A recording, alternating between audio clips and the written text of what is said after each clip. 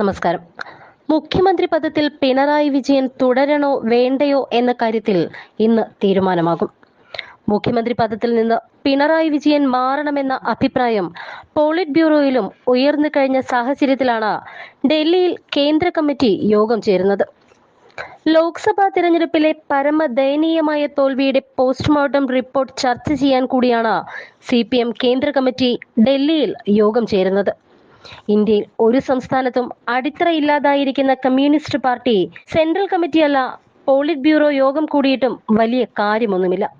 കേരളത്തിലും തമിഴ്നാട്ടിലും രാജസ്ഥാനിലും ഓരോ സീറ്റ് കിട്ടിയതല്ലാതെ ദേശീയ രാഷ്ട്രീയത്തിൽ തന്നെ അപ്രസക്തമായ പ്രസ്ഥാനമായി മാറിയിരിക്കുകയാണ് ഇന്ത്യയിലെ കമ്മ്യൂണിസ്റ്റ് പാർട്ടി. കേരളത്തിനും LDF സർക്കാരിനും പിണറായി വിജയൻ ഒരു മഹാഭാരമായിരിക്കുന്നു എന്ന മട്ടിൽ ചർച്ച നടക്കുമോ എന്നതാണ് പ്രസക്തമായ മറ്റൊരു കാര്യം. പിണറായി വിജയനെ മുന്നിലിരുത്തിക്കൊണ്ട് ഇനിയൊരു പഞ്ചായത്ത് തിരഞ്ഞെടുപ്പിൽ പോലും LDF കേരളത്തിൽ രക്ഷപിടിക്കില്ല എന്ന സംസ്ഥാന കമ്മിറ്റിയും ജില്ലാ കമ്മിറ്റികളും വിധി എഴുതിയ പശ്ചാത്തലത്തിലാണ് കേന്ദ്ര കമ്മിറ്റി ചർച്ച ചെയ്യുന്നത്. കേരളത്തിലെ പാർട്ടിയുടെ ചെലവിൽ ഡൽഹിയിൽ കഴിയുന്ന ദേശീയ നേതാക്കൾ പിണറായി വിജയനെ തള്ളിപ്പറയുമോ എന്നതാണ് പ്രസക്തമായ കാര്യം. പ്രകാശ് കാരാട്ടും സീതാറാം യെച്ചൂരിയും വൃന്ദ കാരാട്ടും ഉൾപ്പെടെയുള്ള മഹാപ്രമാണികൾ പിണറായി വിജയനെ തള്ളിപ്പറയുമോ എന്നതാണ് പ്രസക്തമായ കാര്യം. തള്ളിപ്പറയാനുള്ള സാഹചര്യം ഏറെയാണ് താനും. പാർട്ടിയുടെ കേരള ഘടകവും LDF ഘടക കക്ഷികളും തോൽവിക്ക് കാരണം പിണറായി വിജയന്റെ ധിക്കാര സമീപനമാണ് എന്ന് വിധി എഴുതിയിരിക്കെ കേന്ദ്ര കമ്മിറ്റി അത് ശരിവെക്കുമോ എന്നതാണ് മറ്റൊരു വിഷയം. പിണറായിയെ മാറ്റുന്നില്ല എങ്കിൽ കേരളത്തിൽ CPM വട്ടപൂജ്യമാകുമെന്ന പച്ചയായ സത്യം കേന്ദ്ര കമ്മിറ്റി ശരിവെക്കുകയും അത് പോളിറ്റ് ബ്യൂറോ അംഗീകരിക്കുകയും ചെയ്യുമോ എന്ന് കണ്ടറിയാം.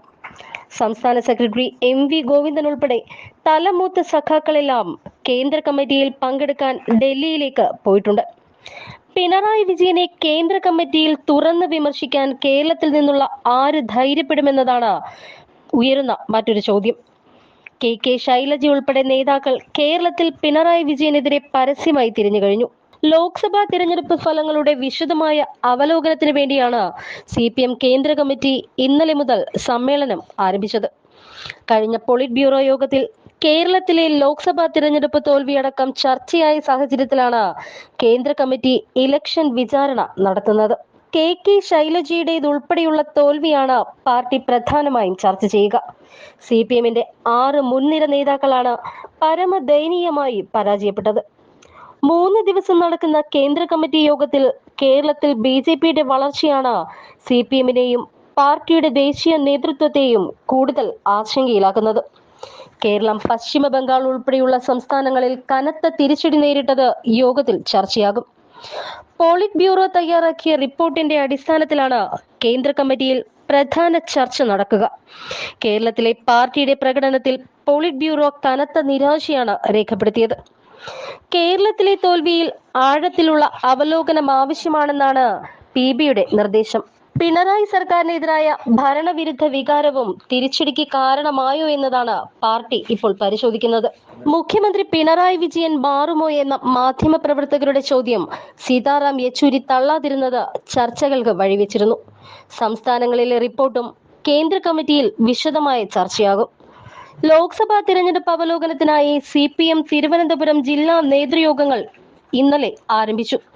ഈ യോഗങ്ങളിലും പിണറായി വിജയനെതിരെ അതിരൂക്ഷമായ വിമർശനങ്ങൾ ഉയരുമെന്ന കാര്യത്തിൽ തീർച്ച. ഇന്നലെ ജില്ലാ സെക്രട്ടേറിയറ്റും ഇന്നും നാളെയും ജില്ലാ കമ്മിറ്റിയുമാണ് ചേരുക. തിരഞ്ഞെടുപ്പ് അവലോകനം ചെയ്ത സംസ്ഥാന കമ്മിറ്റി യോഗത്തിൽ തെറ്റുതിരുത്തൽ നടപടികളുമായി മുന്നോട്ടു പോകാൻ CPM തീരുമാനിച്ചിരുന്നു.